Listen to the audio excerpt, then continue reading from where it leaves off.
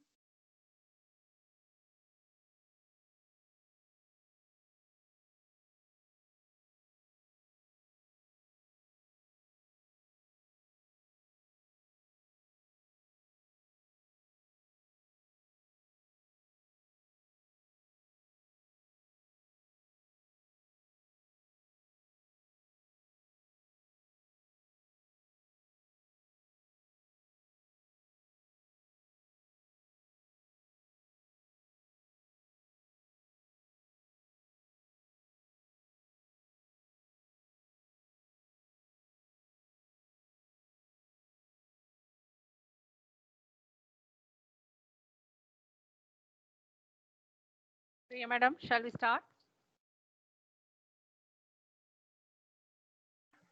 Yes. Yeah. Okay. Good afternoon.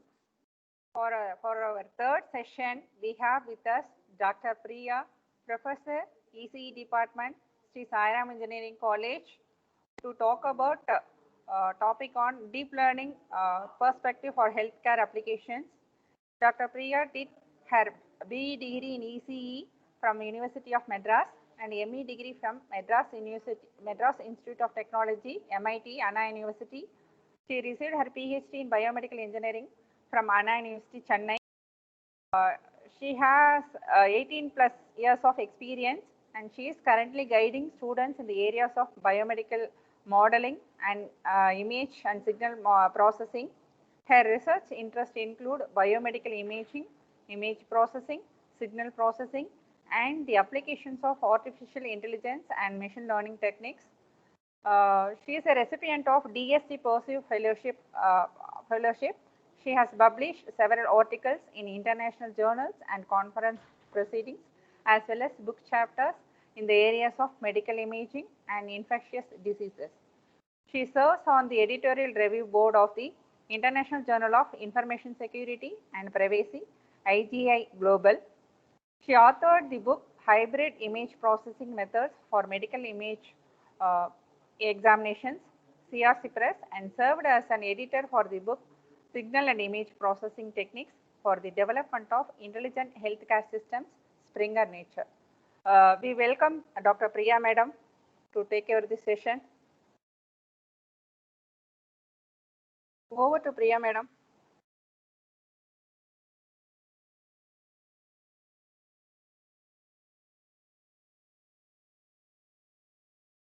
Unmute yourself, Madam. Thank you, Brindha madam. Thank you for the introduction. So let me start with the presentation. Yes.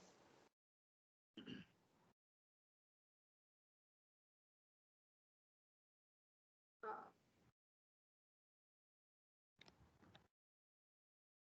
I hope my presentation is visible. Just coming. We are waiting. Okay, okay, thank you.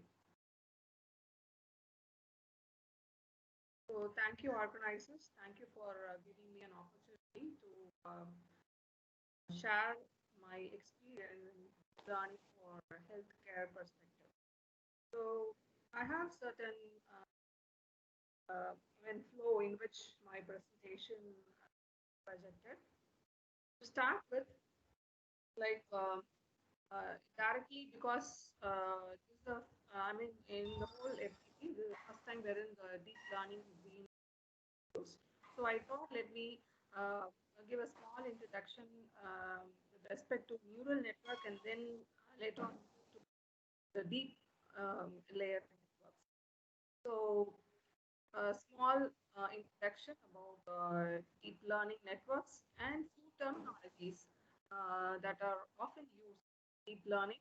And for my case study, which I'm going to project, I have two case studies, like one especially for COVID-19 detection, and the other one for robotic processing and Madam, kindly adjust mic.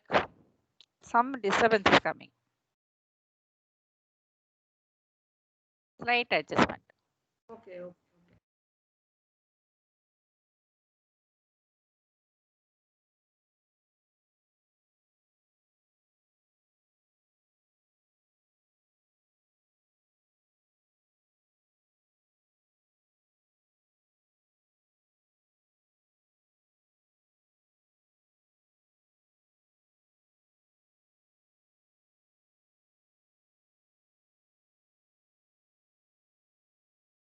Also, you check up the presentation mode also, madam. PPT also you verify. Is the volume okay now? Now it's okay. Volume is okay. Then slide. Okay, Check up I'll the start. slide. Slide is not coming. Okay.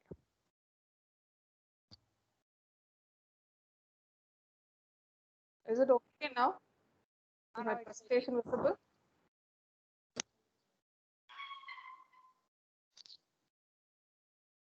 Brindha madam, is my presentation visible?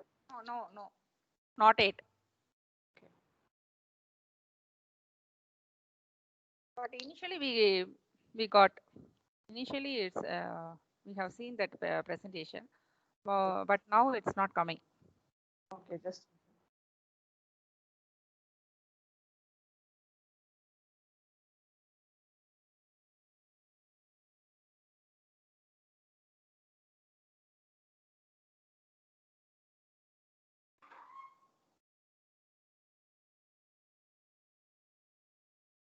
how about now? Yes, coming. It's now Okay. visible.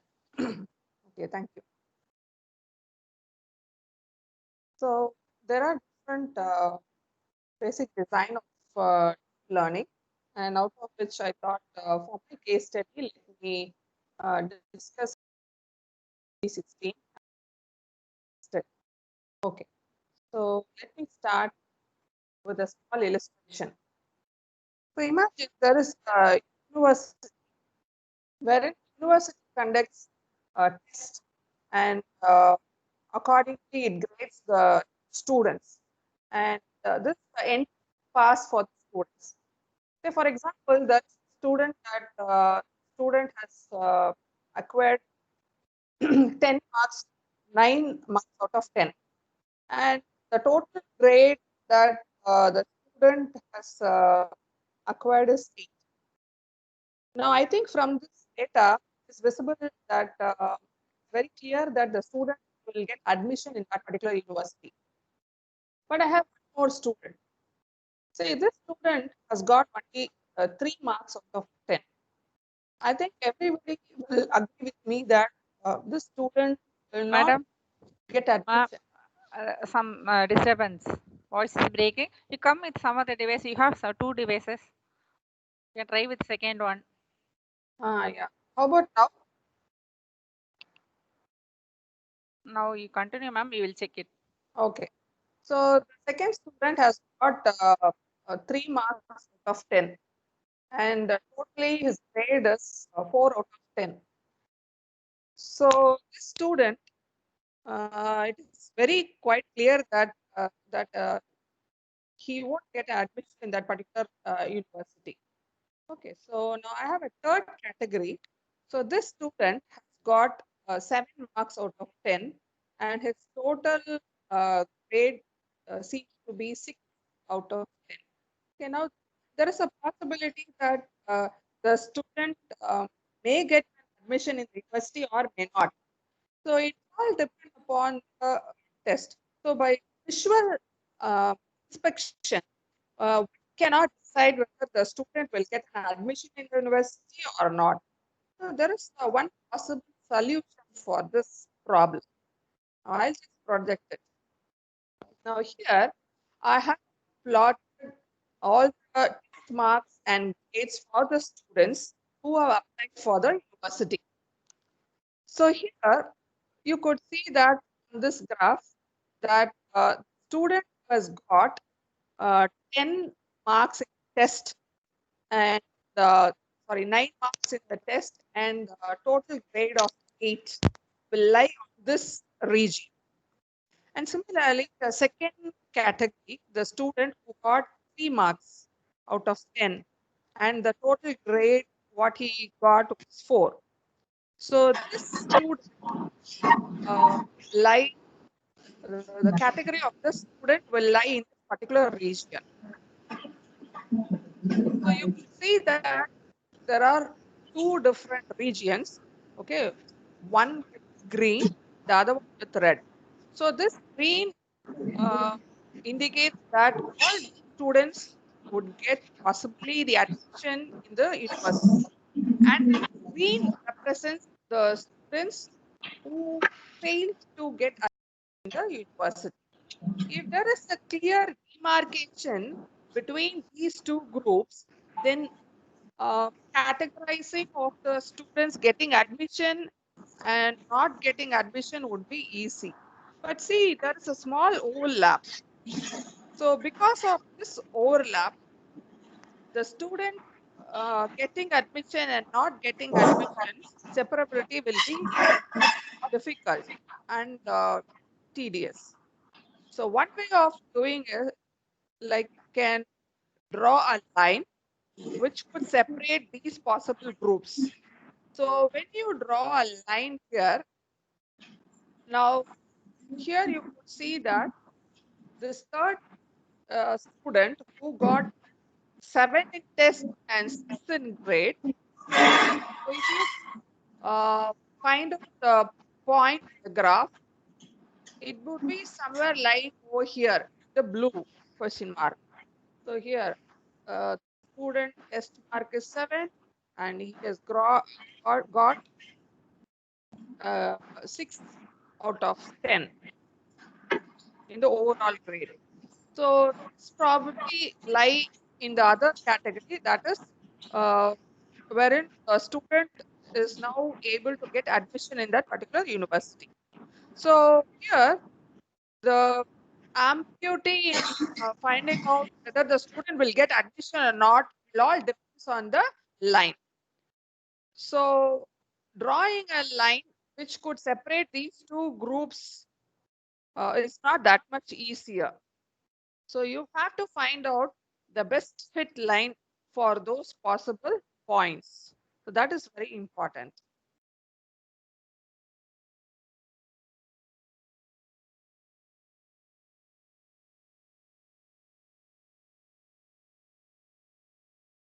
So you could see that there is a separable class wherein you could separate the groups into uh, students getting admission and students not getting admission. So here, uh, two categories are easily separable by a straight line. But in the second case, you can see that those two categories are not easily separable. Just a minute.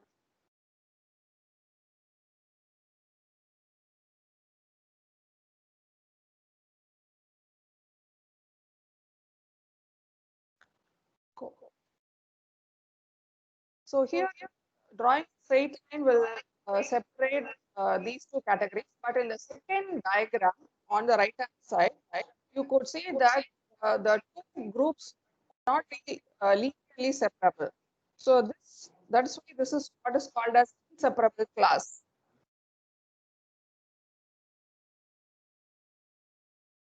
So for that category where separability issues are there, what you can do is you can draw more than one line. So drawing a single line will not make this problem much easier. So for solving this problem, you draw more than one line. So drawing a line, you could see a vertical line which separate this students not getting admission to university and students getting admission to the university on the right hand side. So if you Excuse me, ma'am. Priya, ma'am. Ma'am, your voice is breaking, ma'am. It's not clear, ma'am.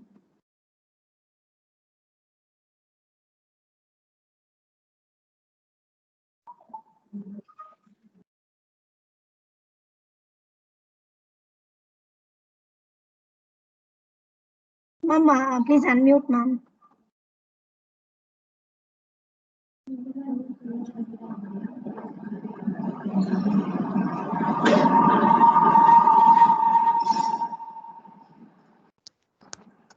how about now? Yeah, ma'am. It's clear now, ma'am. Okay, I think I have to hold like this. Okay, thank you, ma'am. Thank you.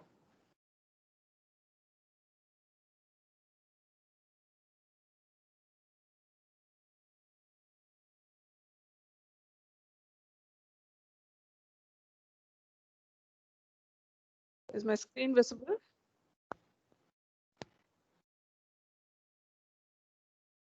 Yes, ma'am. It's visible, ma'am. Okay, thank you. So here you could see that more than 2 lines are required to categorize these 2 classes. So one class, right, where the category or the group represents the students who could get admission in the university, and the other category represents the students who could not get admission in the university. So if you could make these 2 lines to be drawn like this, maybe the separability issues could be solved. So this problem or addressing this problem is what is called as gradient descent. Now, what is this gradient descent? Say, for example, if you could adjust the slope of the line so that the error in categorizing the 2 groups are reduced, then that way is what is called as gradient descent. So the slope of the line could be adjusted. Either it could be moved up or down. It could be adjusted in such a way that the 2 groups could be categorized so that the separability issues are addressed. Now with this example, let me now move on to this neural network. So I have taken the very same example of categorizing into 2 groups. That is the students who could get admission and the students who could not get admission on the other side. So now, how did we get this? We got this by combining these 2 categories. So the first one is we have drawn a horizontal line.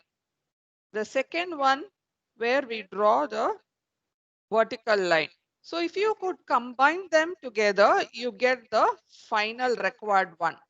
So this way, the required third model or the node could justify or find out or categorize the student into the students who get admission in the university and the students who don't get admission in the university. So in a neural network, these are what are called as nodes.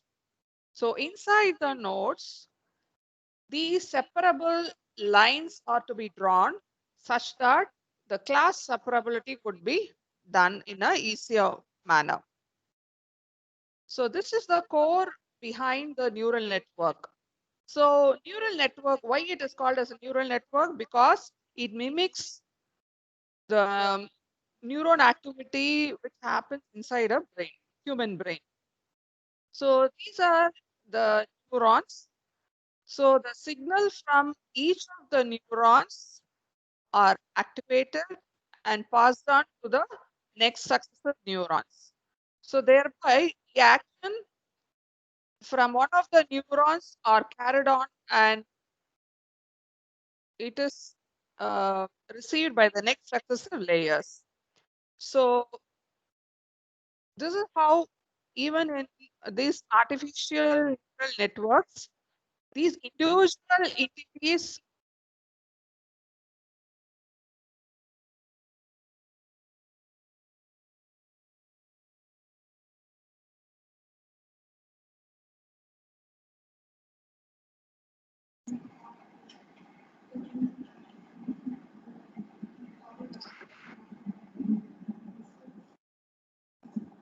Ma'am, voice is not audible, ma'am.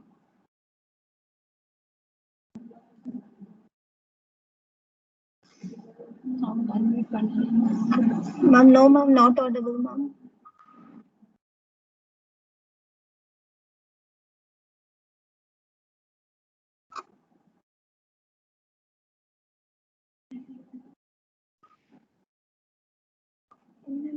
Chat Priya, ma'am.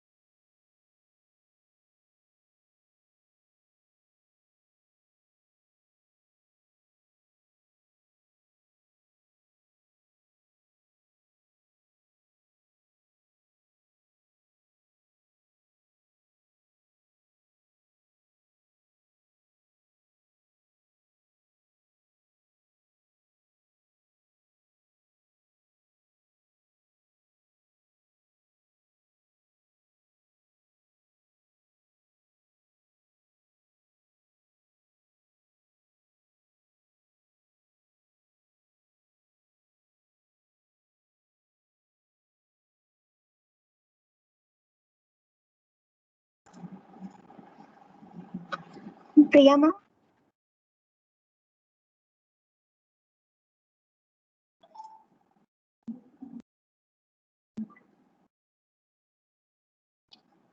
Priya ma'am?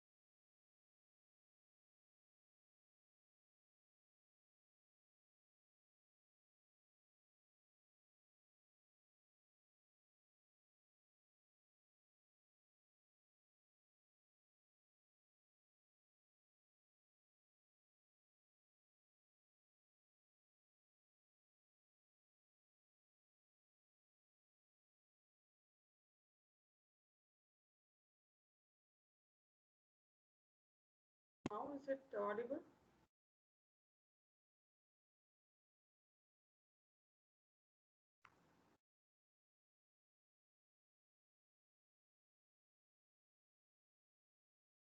Okay, Priya madam, now is it audible?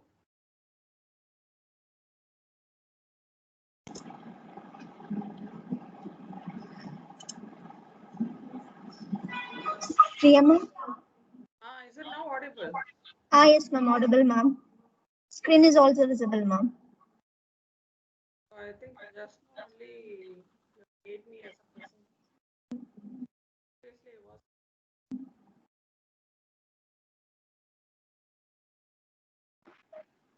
So this is the other category wherein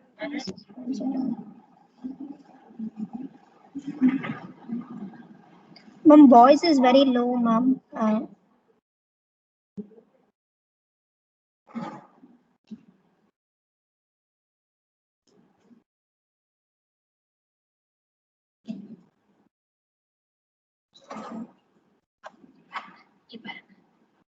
ஐயோ மறுபடியும் sir மறுபடியும் how about now? okay ma'am, you are audible but voice is low ma'am. My voice is not clear. Now it's clear ma'am.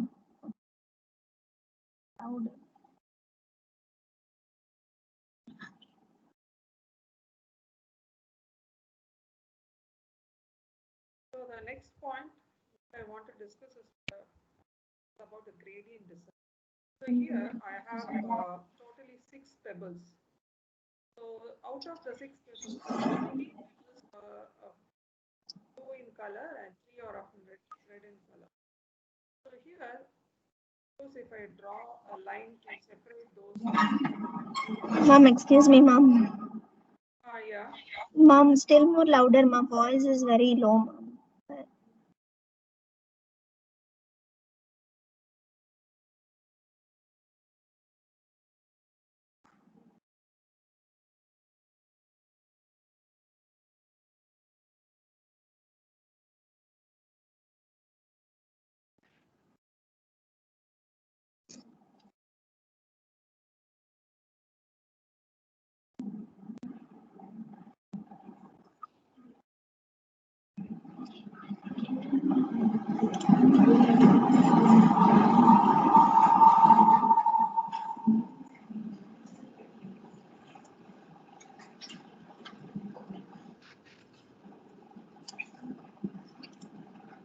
Ma'am, Priya ma'am.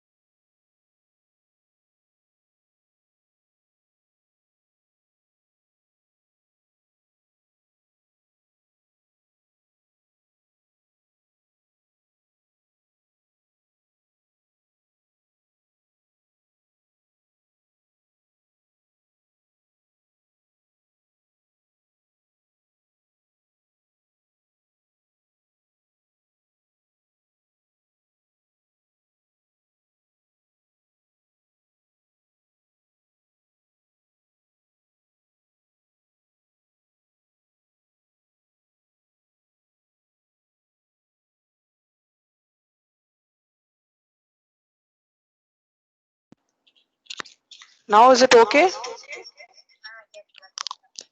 Okay.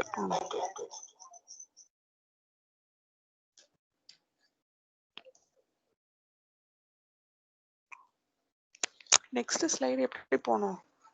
அங்கேயா? இது யாரு எப்படி வைப்பா?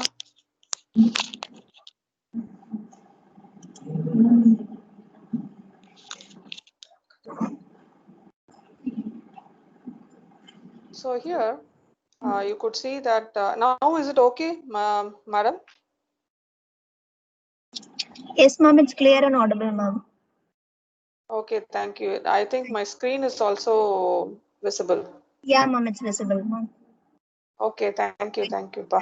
Sorry. No problem, ma'am. So now, like here, you could see that there are two different classes. So totally, as I told, like you have total of 6 bubbles, 3 in red and 3 in blue color. And suppose if you want to categorize them into 2, now what I have done is randomly I've drawn a line. So this random line actually makes 2 separate regions like this. One region is blue in color, the other region is red in color. And what you could see is that out of I mean, in the blue region, you could see 2 blue pebbles and 1 red pebble. And whereas in the red region, you could see 2 red pebbles and 1 blue pebble, which means that this line which I have drawn randomly could not distinguish them into 2 different categories. So there was 1 pebble which was lying in the blue region and another pebble blue in color which lies in the red region. So these 2 points, they introduce error in categorizing them into 2 different regions. So there are 2 possible errors. Suppose by adjusting the line as I was explaining earlier, so what you could do is you can adjust the slope of the line so that the separability issues could be solved. Suppose if I vary the slope, either increase the slope or decrease the slope like this. So slightly varying the slope, what it ended? It ended in what is that? The red pebble falling in the red region. So now here the total number of error is only 1. So this way, if I could vary the slope, so that's why this is what is called as gradient descent. So what you are actually doing is varying the difference, that is the gradient, so that the error in categorizing them becomes lesser and lesser, almost even 0. I think you could see that in the last final one. So you could see that this way, when I move the line up and down or by varying the slope of the line, I could clearly demarcate them into 2 different categories. So in the last, you could see that the error has almost and it has reduced to 0. So it has demarcated or categorized the blue pebbles into the blue regions and the red pebbles into the red region. So here, now I just want to introduce one more term here, and that is what is called as least squares. See, now what is least square is?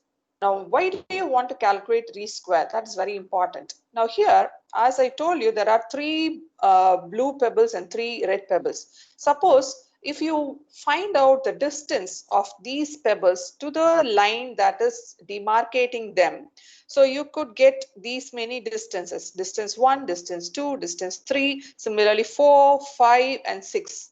Now if you add them together, because these are the distance below the separable line, maybe the distance, these are the negative values and these are the positive values.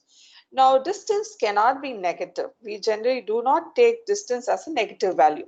So in order to avoid that, what you can do is, the one possible solution that can be done is that these distances could be squared and then it could be summed up. That's why it is what is called as least squares. So the least value represents the 0 error, so that the class separable is much more evident. So this is all about gradient descent and the least squares. Now, the same way, suppose, as I told you, these are the two regions. So the lines, the line that, suppose, say for example, the line equation is 2x plus 7y equal to 4.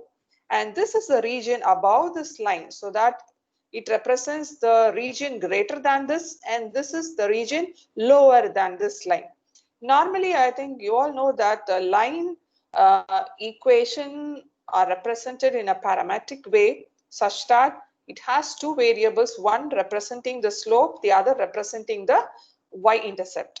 So now this is actually the line, and these are what are called as the constants, or the values which conveys, or which are also called as the weighted values. So these values could be represented as the weights running out from one node to the other. So in neural networks, these are what are called as nodes.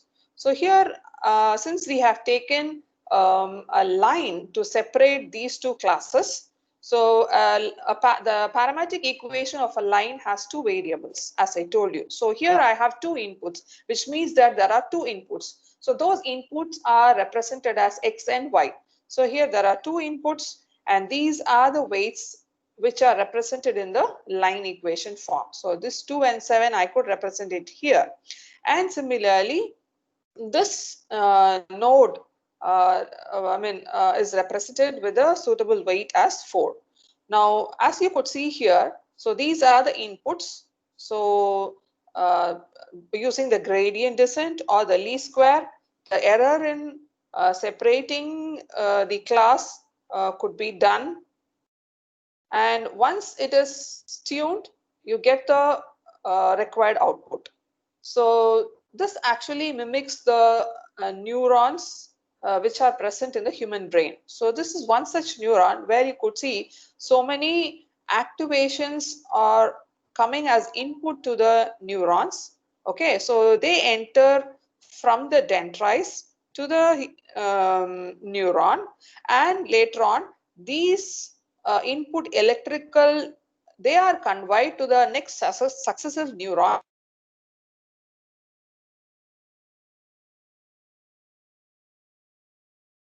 of a neuron node. So this is somewhat an analogy of this neural network with the human brain. Now here, say for example, here I think you could see that there is some complex, complexity that is involved here. So you could see there is a vertical line and there is a horizontal line. So these two lines are used here to separate the classes. That is, class belonging to this blue and the other class belonging to the red. Now how this, you may wonder how to arrive at this particular combination of regions. Let's see how it could be done.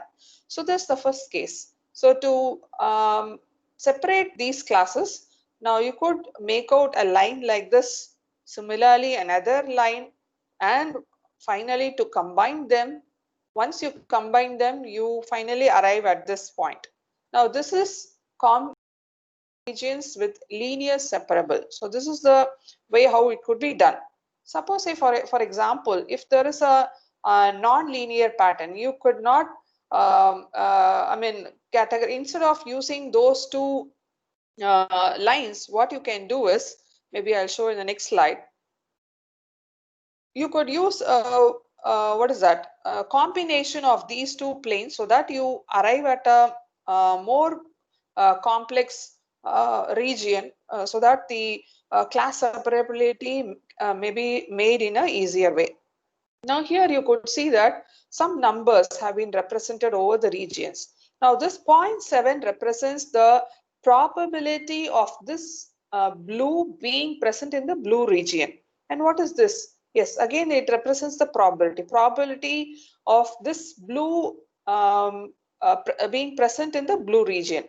So if say for example, you could see this red being present in the blue region, the probability could be almost 0 in that case. Now, if you add them, because in the earlier slides, I think I told you for combining regions, you have to add them. Now, if you add them, you will get a value greater than 1, that is 1.5.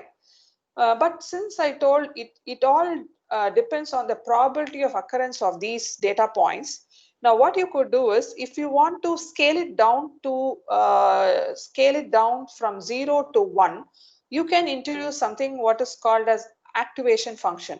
Now, you could see here the same way, okay, instead of 1.5, the value has been reduced to 0.82. Now, how it is done? With the help of an activation function. So here I've used the sigmoidal activation function, that is 1 by 1 plus e power minus x. Now, when I use this value of minus 0.5 here, you get a value of 0.817, that is approximately 0.82. So again, you have scaled down it to a value ranging from 0 to 1. So this is what is actually done even in a neural network. So this is the reason of using an activation function. You may wonder why activation functions are used in neural networks. So it all based on the probability of occurrence. So that's why we use activation function, so that it could be scaled down to 0 to 1. Now, say for example, here you saw that you used linear separable lines. Now, say for example, if you want to have a complex region like this, okay, something like this, a concave shape. Now, how to arrive at this? Now, in order to get a more complex a concave shape like this, to separate the class. So now what you could do is have a bigger area like this. Okay, so this is the line of separation for the first case. And then what you do is, instead of having the same size as the previous one, what you can do is have a smaller size. So which means that the weightage of you are increasing the weightage of the first area, and we are reducing the weightage of the second area. So now when you add them, finally you will arrive at that concave separable region. So this concave separable region, since we have given more weightage to the first what is that area, the first area rather than the second. Okay, so the convex separable region is you could see that it more or less it resembles the first one rather than the second one. So this is how you could arrive at this complex concave separable regions. Again, as I told, like say for example, since I have taken a larger weightage for the first and a smaller weightage for the second, now I have taken the weighted sum. So for this region, I have taken a weight as 7, and for this region, I have taken a weight as 5. So if you could combine them again along with these probabilities, so I will get a value of 2.9, that is 7 into 0.7 plus 5 into 0.8. Maybe the sum value, what I can do is, I have just taken, because all these are the weighted values. Okay, so what I've taken is, I have just subtracted a value of -6 so that I get a value of 2.9. Again, if I use the activation function, a sigmoidal activation function, finally I could arrive at a value of 0.9478, which is 0.95. Again, the same way as I told earlier. So now we have scaled down to a value of 0 to 1. So this is actually what happens in a normal conventional neural network. They use weighted sums. Okay, and these weighted sum, they act as weight for the individual connections between the nodes. So you could see here. So this is one such plane of separation, wherein the line equation of this line is represented as 5x minus 2y equal minus 8. So already I think I've explained like how to represent this as a node. So here we have two variables, so two inputs x and y, and the corresponding nodes as 5 and -2, and similarly the third one is represented as -8. So this is for the first case. Similarly, for the second case, the network could be like this. So this way, this plane of separation could be represented as these nodes and weights. So similarly, this combination could be summed up, and finally you could arrive at a complex region like this. So its analogy will be represented on the left hand side. So this is the neural representation for the first space, and for the second region this is the neural representation, and for the third region this is the neural representation. Now because these are just empty, so what I can do is I can combine them. So if I can combine them, I could get something like this. Now again, what I can do is I can still make out I mean a better representation of this neural network layers. Now what I can do is, here you could see an x and y, again another x and y. So what I can do is I can combine those x and combine those y. So if I do that way, I'll get a neat representation like this. So this is how you get a very compact representation of a neural network. So this is very often, I think you will come across this representation. So these representation are actually arrived from this separable cases, either combination of linear separable and as well as the complex separable or non-linear separable cases. Now here, so from this explanation, I'll just redraw in terms of layers of neural network. So the first two represents the input, so they are called as input layer.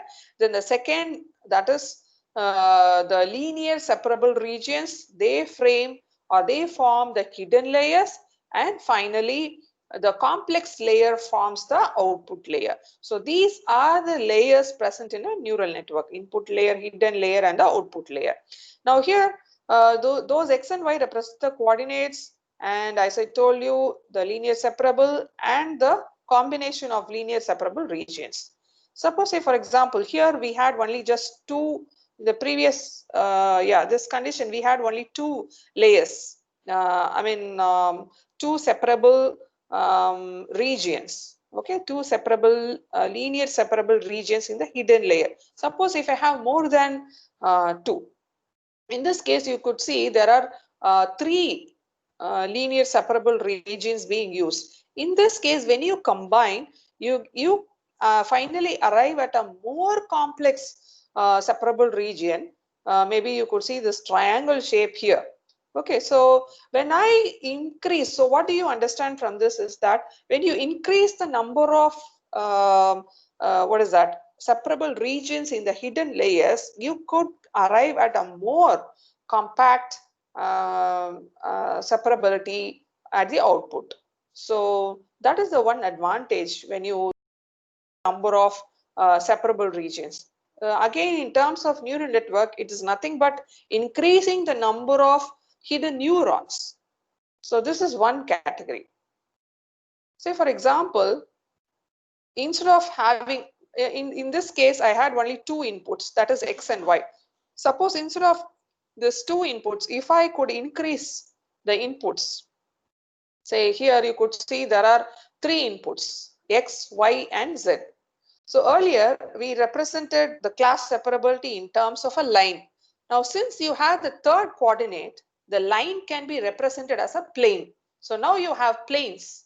So these are the representation of the planes. Together you get a complex plane like this, which could easily demarcate the regions into the different classes. So this is the advantage of having more inputs at the input layer.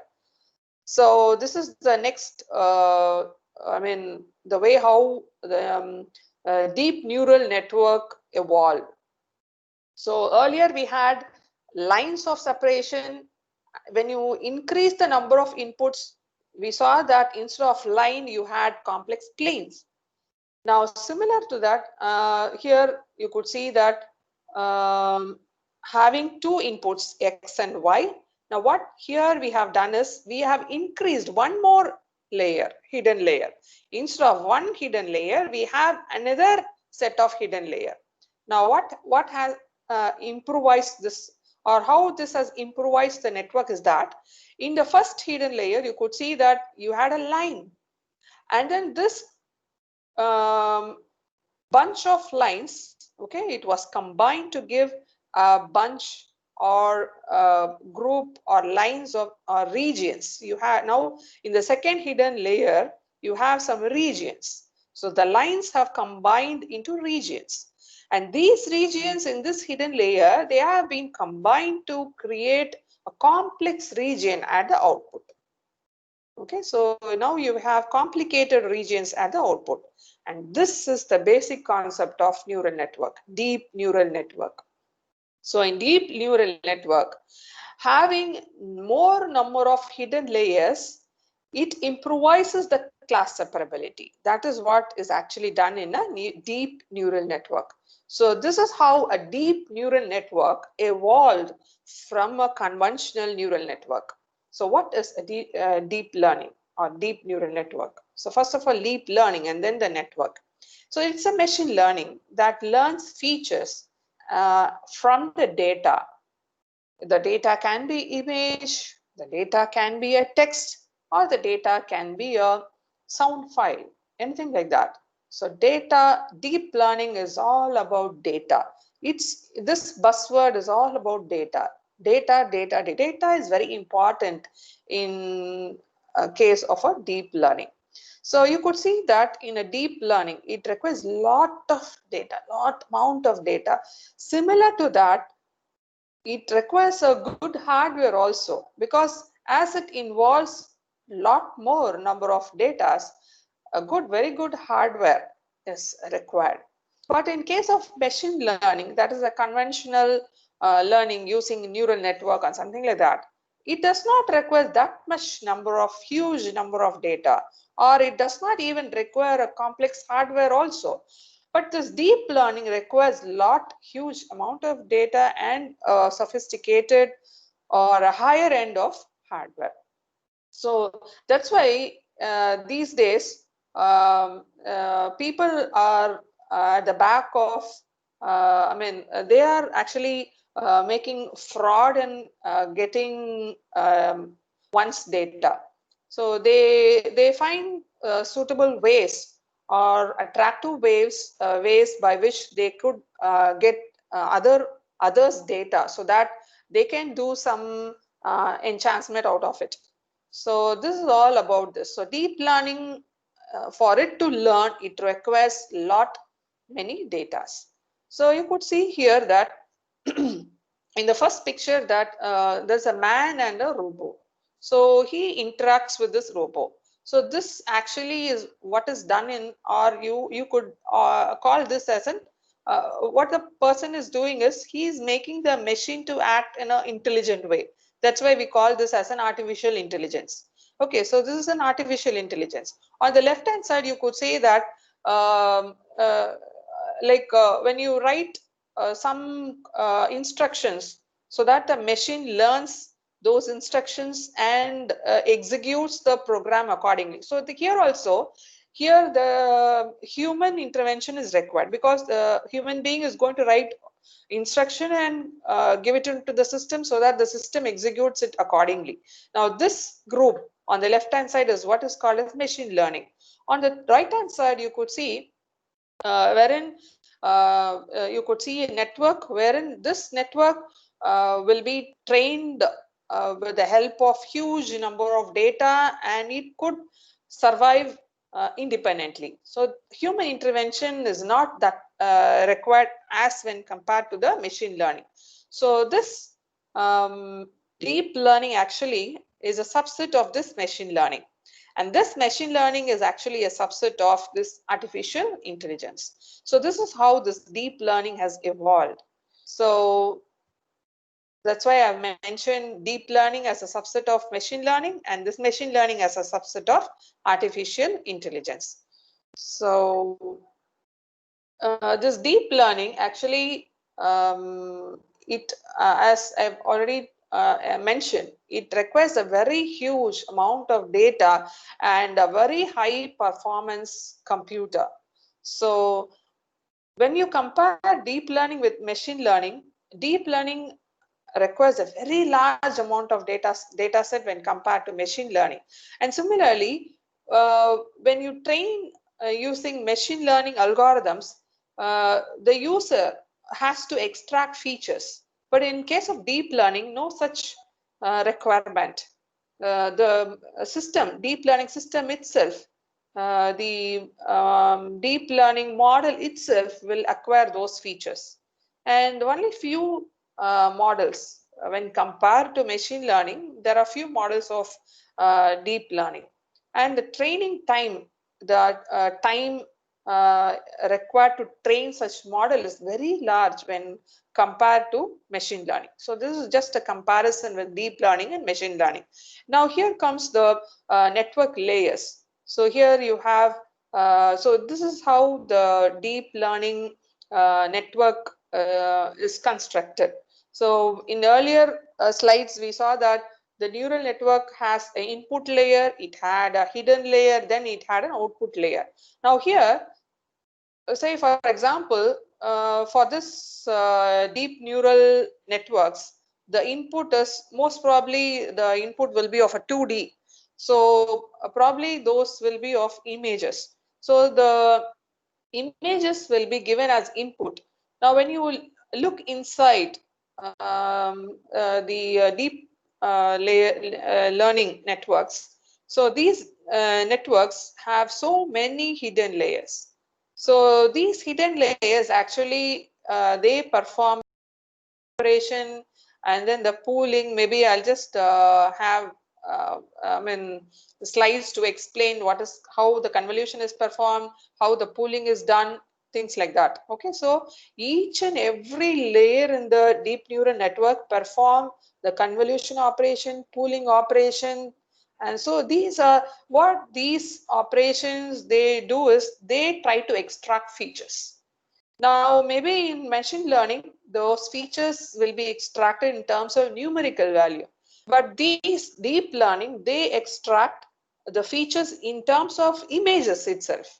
Maybe at the end of this hidden layer, there will be so many subset of images. Each and every image will be a feature of the input image. And finally, the final stage of this deep neural network will be of the classification. Whether it is a binary classifier or a multi-class classifier, it all depends on this particular layer. So here, this image actually, it shows a multi-class classifier because you have so many outputs at the output. The network categorizes into car, truck, van, etc. Okay, so this is a simple architecture of a deep neural network. So since we have convolution operations being performed in the hidden layers, they are called as CNN or convolutional neural network. Now, what are the different ways by which the CNN can be used for image analysis? Actually, there are three different methods. One is training from the scratch. Now, this procedure actually requires many number of images. I think I've told like most probably the input could be of 2D, an image. It's nothing but an image. So for it to get trained, it requires at least some hundreds and thousands of images, that too labeled images. Like if there is an expert, the expert could label the image into the respective class. Okay, so categorizing it into classes is what is called as labeling the images. But training from scratch is more accurate than the other models.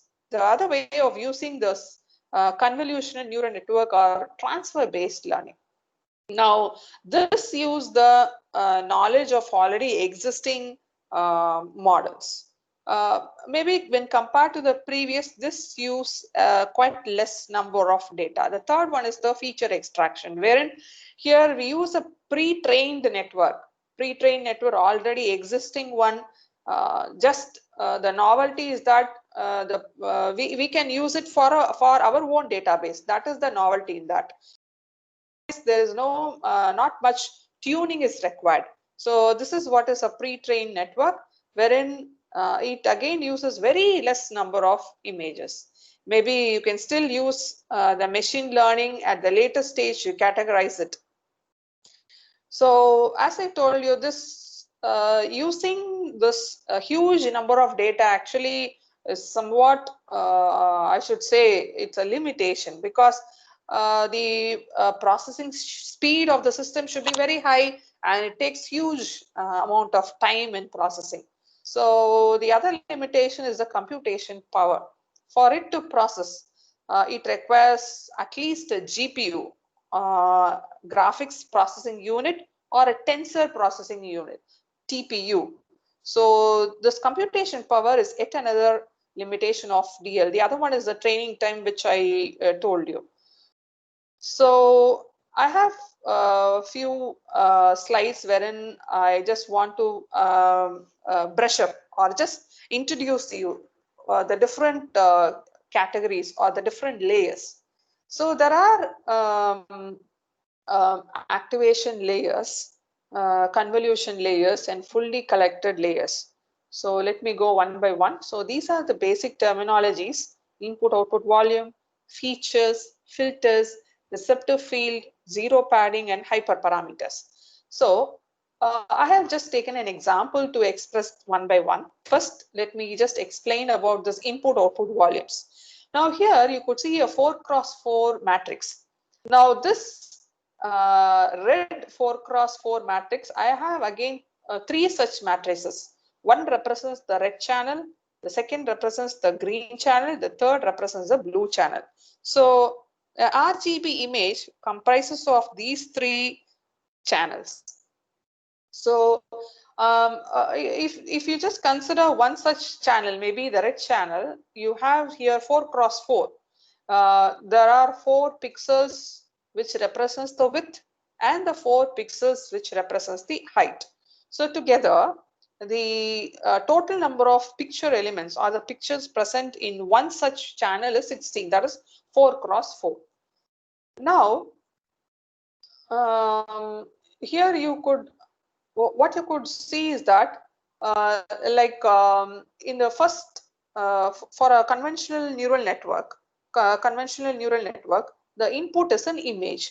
So the image could be represented as these picture elements. You could see some numerical values being represented inside the pixels, is it not? Values ranging from 1, I have the highest value being 177. Normally the pixel values ranges from 0 to 255. The 0 represents the pixel value which represents a dark pixel is represented by a value 0. A bright pixel is represented by a value 225. So normally the values inside each of this unit will be in the range from 0 to 255. Okay, now what are we actually doing is, I told you this convolutional neural network, a human does not extract features. The system which itself will extract the features. Now how are these features extracted? Now these features are actually what are called as activation map. Now let me tell you how these activation map are arrived at.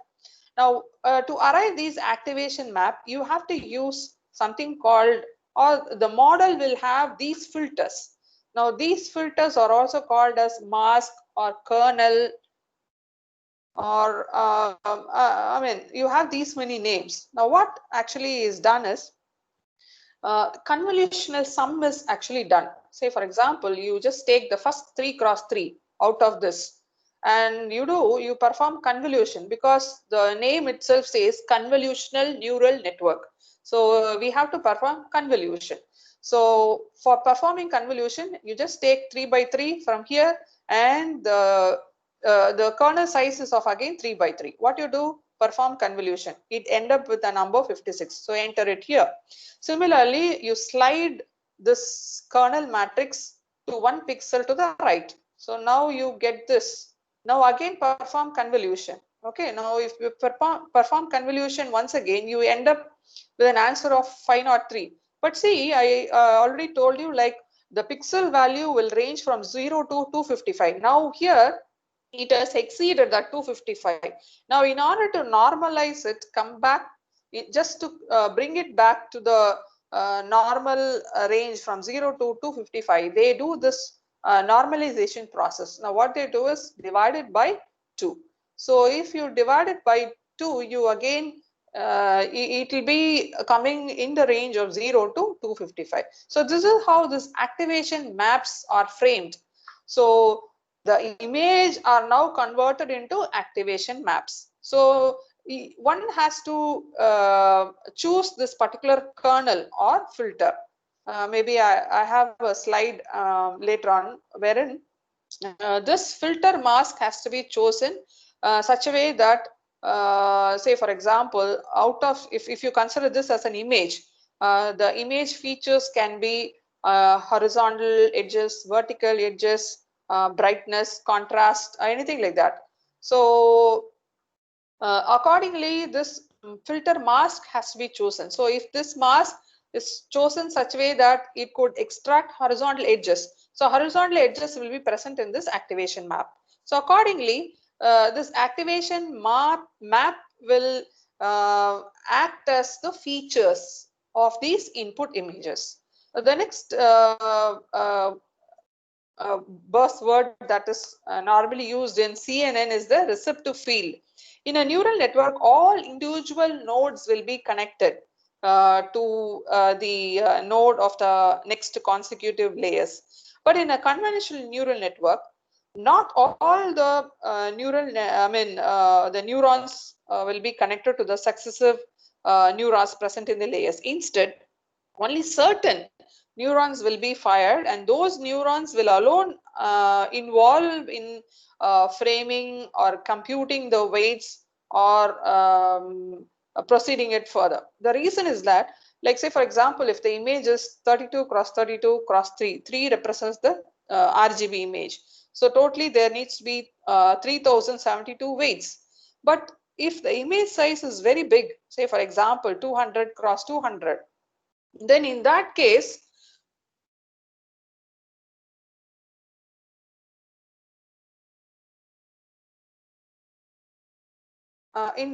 then the number of weights that are needed would be very huge. So you could see that at least 1 lakh such weights will be required. So that will be very tedious. For reducing the complexity, this type of receptive field is actually involved in the neural network. The next process that normally is followed is zero padding. Say for example, if you want to convert a matrix from 4 cross 4 to a 6 cross 6, a simple way that could be done is just by padding it by zeros.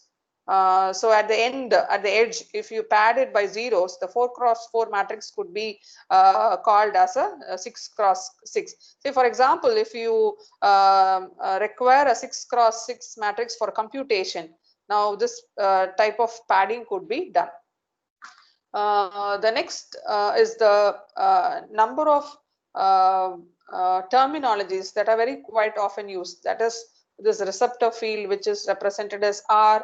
Next is this zero padding, which I explained in the previous slide. It is represented as P.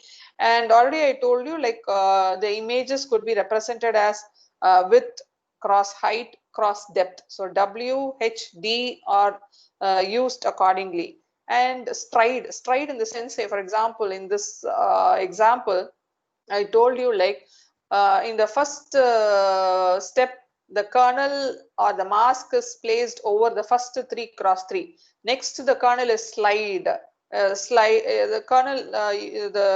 kernel window has to be slided such that it is now present in the next 3 cross 3, so that the convolution could be performed. So now here the kernel is jumped by pixel value of 1.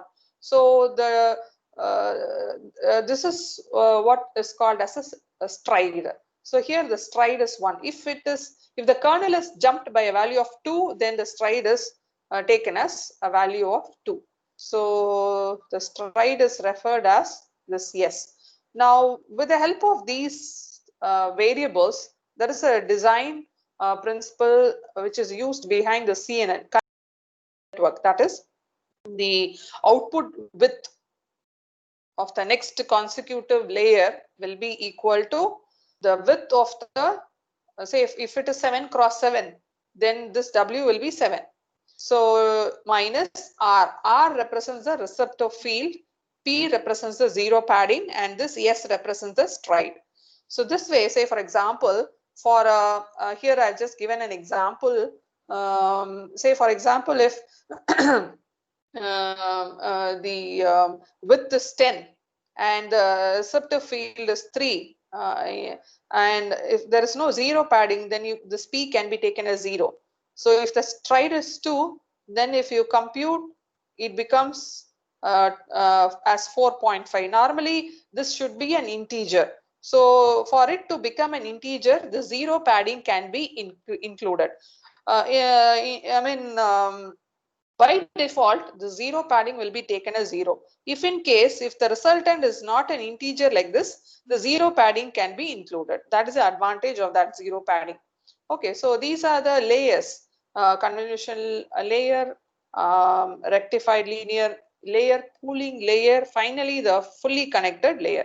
So these are the successive layers present in a convolutional neural network, because it's this hidden layer consists of multiple layers. So this convolution layer is represented like this. It has a height, it has a width. So this convolution layer actually, you could see that this is one such single slice of this convolution layer. Okay, maybe the second slice. The first slice is represented in blue. The second slice is represented in yellow. Similarly, the third and fourth are in blue again. Okay, so this represents the convolution layer. So you could see here 3 cross 3 cross 4, because you have 4 here. So 3 cross 3 cross 4 will be totally a total number of 36 neurons are present in this convolution layer. I have a small demo wherein you could see that the convolution being performed in this R channel, green channel, and then the blue channel. So these are the RGB, and these are the respective filters. So I told you, like, these filter mask, the convolution will be performed between this image and the filter. This is the resultant. So I'll just play this.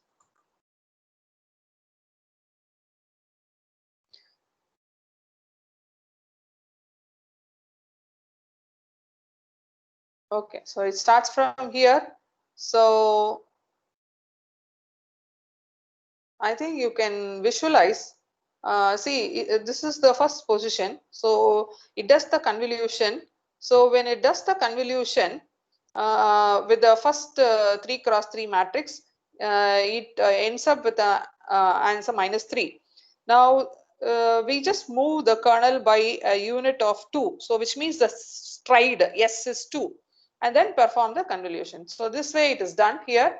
So here the calculation I have represented here. So 7 is the input matrix size, 3 is the size of this mask, and then zero padding is not done, so it is taken as 0. Stride, as I told you, it is 2 plus 1, you end up with 3. So the output is 3 cross 3. Okay, so this is how the convolution is performed in a convolution layer. So this is about the ReLU layer. So the ReLU layer is followed by the convolution layer, wherein this max operation is being performed. So all the negative values, whatever be it, it will be converted into a positive, because it takes maximum out of the 0 and x. So so this rectified linear unit performs actually this acts as an activation layer. Okay, so this activation layer is actually this is the functional representation of this ReLU network. Okay, so this is the conventional activation function which is used in normal machine learning algorithms, and this is typically used for deep neural networks. And softmax, again another activation layer. Actually this uses a normalized function. You could see here the summation of it, its value is divided by the summation. So actually this is a normalized exponential function. Again this is used for especially for multi-class. And the next one is the pooling layer. Pooling layer, actually it performs a downsampling. So this pooling layer actually say for example like this 224 cross 224 is downsampled to a value of 112. So while extracting features in terms of images, this pooling operation is performed in the CNN. So actually this even though we lost information by downsampling, there are certain advantages with this pooling layer. This actually reduces the overfitting of the network. That is the major advantage with this pooling. Actually, I just represented the maximum pooling here. So maximum pooling being represented. So out of this 4, the maximum value was taken. The maximum value is 8. Similarly, you move by 2 units to the right. So the stride value is 2. So find out maximum out of this. So you get a value of 12, like that for all the 3 channels, red, green and blue. Suppose instead of the stride 2, if I take the stride as 1, so for the first stride, here the maximum value is 35. When you to the next window, you compute the maximum, you get 25. So when you reduce the stride value, the output that finally you arrive at will be voluminous. The size of the output matrix will be large when compared to the matrix wherein the stride value taken as a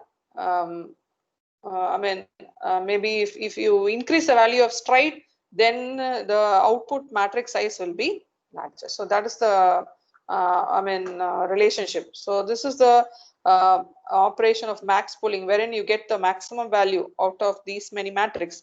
And if suppose average pooling is performed, the average of these 4 pixels would be taken. So either maximum pooling or average pooling, it depends on the application. So similarly, this is the pooling format. Okay, so this is the pooling format, and finally the output will be what is that? Given to a conventional network. Say for example, if it is a binary classifier, or maybe given to a softmax. Suppose if it has to classify into so many categories. Suppose if it is a multi-class classification. And there are typical cases wherein these has to be considered. Like say for example, each time when the network converges, this loss function needs to be calculated. Only then the accuracy will be improved. So it will depend whether if it is a binary classifier, then cross entropy or hinge loss need to be calculated, and for other cases Huber loss and such loss has to be calculated. And regularization, other words, actually this reduces the complexity. Suppose in the first 3 cases, you could see that in the first case, the network has not trained properly.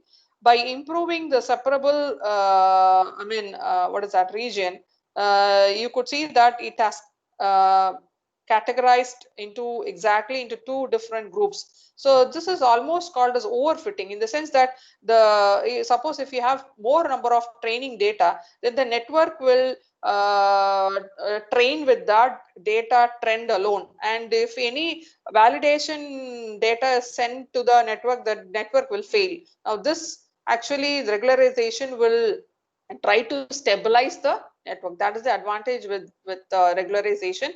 Some cases, say for example, if stability needs to be improved, then this dropout could be carried out.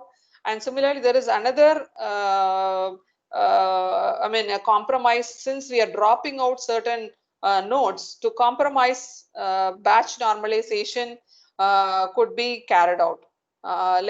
This batch normalization, actually this increases or improves the stability. So these are the techniques by which the performance of the network could be improved. And these are the different what is that, competitors. So actually there were every year this challenge takes place. So it's a ImageNet challenge, wherein each person who develops a particular model, they come to the they compete each other, and then they finally award the winner. So during such challenge, these many networks actually evolved. Like to start with ResNet, then GoogleNet, VGG, things like that, AlexNet. So each of the network has so many layers in it. And now these days we are talking about shallow, not deep, shallow net. Okay, so this is the CNN. Now to summarize, actually, I have just used this VGG for the healthcare. So I'll just compare VGG with rest other. So though it fall in the second place when compared to AlexNet and ResNet, things like that, the error rate is what is that, submissive when compared to the rest. So I opted to prefer this VGG. So VGG actually is a convolutional neural network. It comprises of 16 layers, and this is the architecture of VGG. So it has a convolution layer. So you could see that the input image to be given is 222 cross 24 cross 3 channels.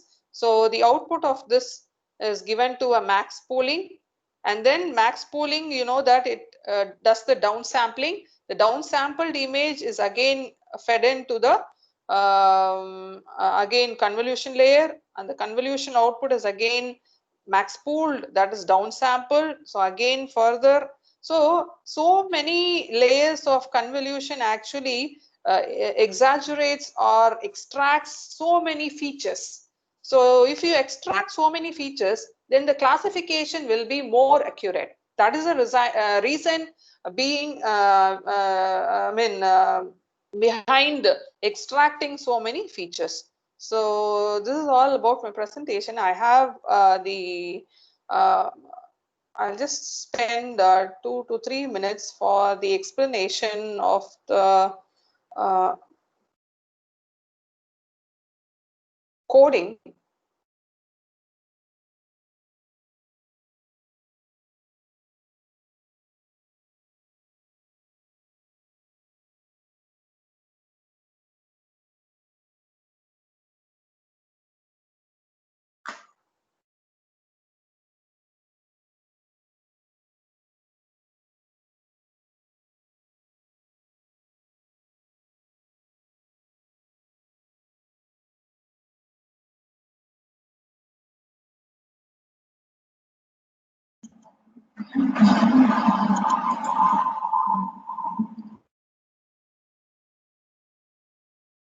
So I have used Colab to execute the coding part. So Colab actually this is an online editor. So I've used this online notebook to execute the coding part. So here what I have taken is, I have taken CT lung images. Just to I have two categories. One is COVID. One set of images I have taken from public database. those images are from the COVID patients. There are other set of images. They are taken from what is that? Patients affected with pneumonia, which is not a COVID category. So what I have done is initially, because I had less number of images, so I did data augmentation.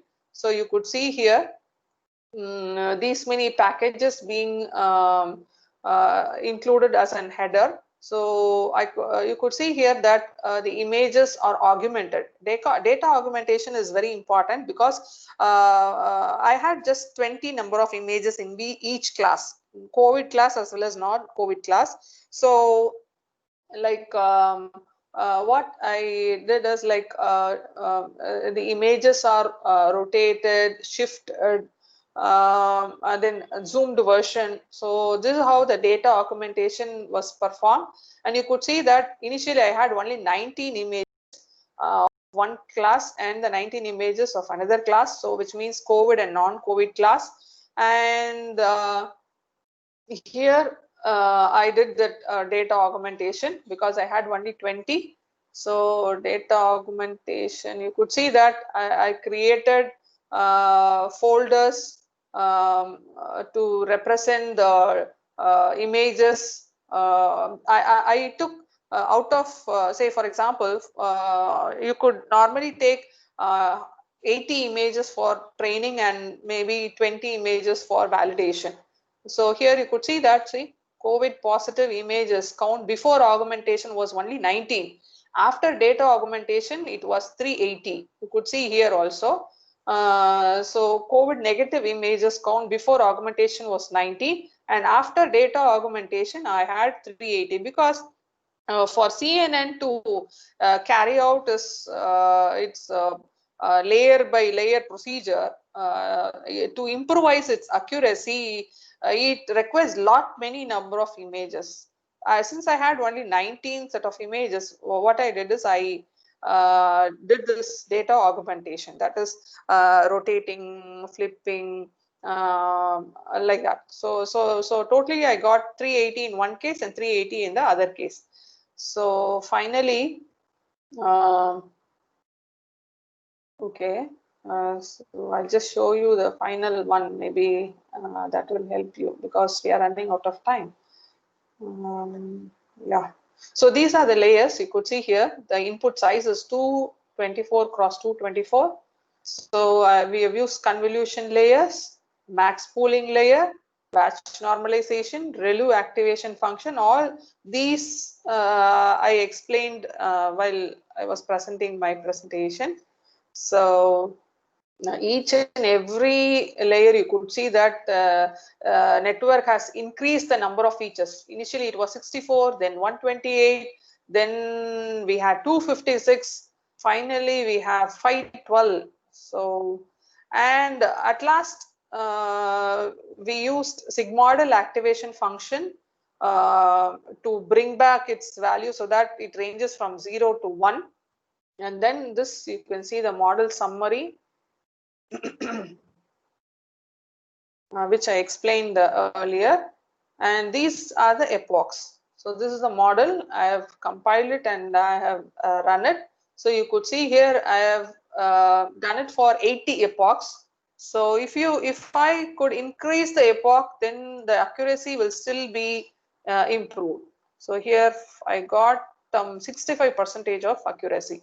If I still have so many number of images, this will increase the accuracy, and also this will improvise the model. So that is the idea behind this. So because by just seeing the COVID images, false negative, false positives, it may result in false negatives and false positives. But if such images are given into these training models, it will just, with so many, even 90 plus percentage of accuracy, it could categorize into COVID or non-COVID. And so this is one example where I thought, because due to lack of time, I couldn't spend much time. Otherwise, this platform helps us to understand the network in a better way. So because this notebook, with the help of these notebook, you can execute cell by cell and find out the efficiency of the network that is used. So that's all with my presentation. If you have anything, you can ask me. Thank you, Priya Madam, for your wonderful presentation. Participants, do you have any questions? Put it in the chat box or unmute yourself.